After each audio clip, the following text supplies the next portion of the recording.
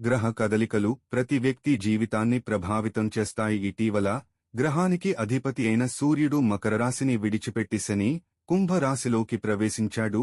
ఫిబ్రవరి 20న గ్రహాల రాకుమారుడైన బుధుడు మకరం నుండి కుంభరాశిలోకి ప్రవేశించనున్నాడు. అంటే సూర్యుడు, బుధుల కలయిక ఒకే రాశిలో ఏర్పడుతుంది. దీని కారణంగా అరుదైన బుధాదిత్య రాజయోగం ఏర్పడుతుంది. ఈ రాజయోగం 4 రాశుల వారికి శుభంగా ఉండనుంది. ఆ రాశులు ఏంటో ఇక్కడ తెలుసుకుందాం.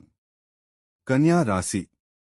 కన్యా రాశి వారికి బుద్ధాదిత్య యోగం ఎంతో మేలు చేస్తుంది. మీరు పనిచేసే ఆఫీసులో మీ బాధ్యతలు పెరుగుతాయి. మీరు ఎప్పటినుంచో ఎదురుచూస్తున్న ప్రమోషన్ వస్తుంది. మీ ఆదాయం విపరీతంగా పెరుగుతుంది. ఆర్థిక పరిస్థితులు మెరుగుపడతాయి.